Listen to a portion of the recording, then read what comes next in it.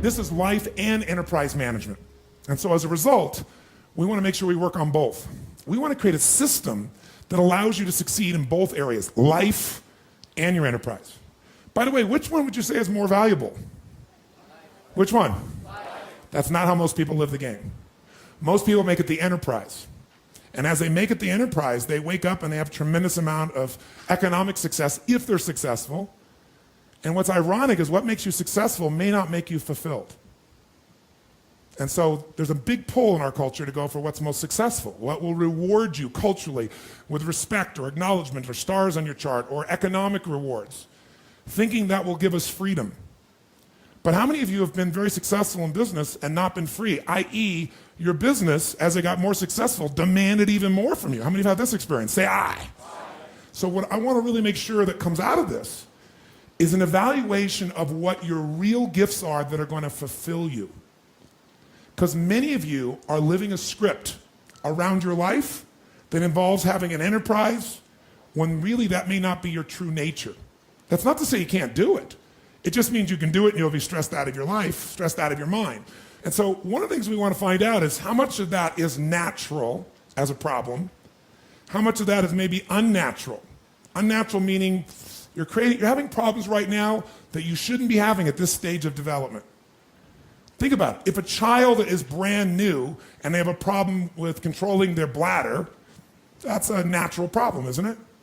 But if you're 50 and you have this problem, you got a challenge. If a brand new business has a cash flow challenge, it's a problem, but it's a natural problem. If it's a business that's been around 5 or 10 years and it's got a cash flow problem, you got a real abnormal problem. Maybe you got a problem that's even life-threatening to the business. How many follow what I'm talking about here? Sometimes those problems have to do with the fact that you don't understand the stage of development you're in. The most important element is for you to be able to do this, to be able to establish, most importantly, where you really are in your life today. Where are you? And where do you really want to go? What's going to create this extraordinary life? And to look at it brand new. Because some of you right now, if you continue the direction you're going, are going to be successful and unfulfilled, unhappy, and stressed.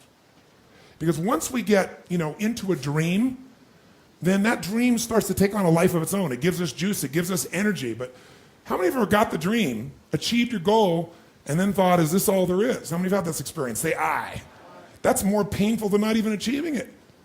Because now you've done everything, you've worked it out, and you're successful, and you're not happy.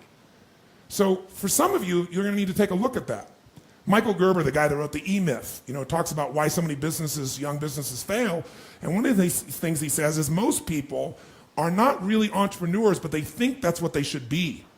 They think that's the sexy thing, that's the most attractive thing, that's the best answer.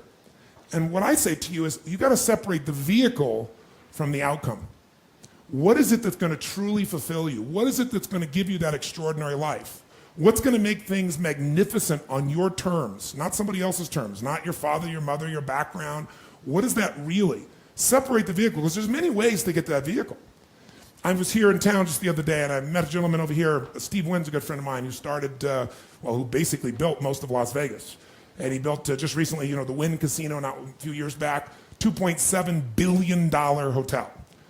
The most expensive individual building ever individually financed. Give you an idea, the first estimates on the rebuilding of the World Trade Centers were 1.7 billion, 2.6 billion for a hotel, right? This man has the ability to take large risks, and he has the ability to really succeed in a major way. But I bring that up because I was in town, and for our new home, we have these hot springs, we're getting some really large crystals, and there's a guy in town who has this crystal shop, right? But you gotta make an appointment to see the guy. And it's unbelievable. So I get to know him and talk to him and find out he's great friends with Steve. He's been skiing with Steve for 20 years. This guy used to have this business. He sold the business, didn't actually make that much money, but he was tired of the stress of the business. And he said, I'm just gonna do what I love. And what I love to do is ski every day. So what he did was he started this little crystal business, made plenty of money, in this little business, had set aside some money from his previous business, and he gets up every day and skis, has a blast, and he has this unbelievable lifestyle. Because, he's Steve Wynn's guest everywhere. He flies on a Gulfstream, doesn't have to pay for it, right? Doesn't pay the insurance, doesn't have to pay for the fuel, doesn't worry about maintenance, managing it, or anything. And he's telling me about all these things he does in his life, and he has a $1 billion lifestyle, billionaire's lifestyle. But he structured his life in a way that's fulfilling, where he has time for his grandkids, where he has time for his wife, where he has time for his passions. But he just does it in a different way. He had this big dream he said of making this gigantic business, and all it did was stress him out. Now, I'm not saying that's the answer for you, but I'm saying sometimes you got to reevaluate what's going to really make you fulfilled. What is your gift? Are you an artist? Are you the talent that can produce something no one else produces as a skill or a product or a service or some impact? Are you incredibly good at management? You really know how to manage or lead people? Are you an extraordinary entrepreneur that can take that gigantic gut load of risk and can create the vision and attract the talent that you need and the managers and leaders? You may have all three abilities, but which one really fulfills you the most is going to be the critical question. Because we tend to want to do them all, especially in a room like this, because you're all overachievers, right? Me too. And you say, well, I can do all these. Yes, you can, but what will it do to your quality of life? See, again, the secret's going to be this. What is an extraordinary life on your terms today?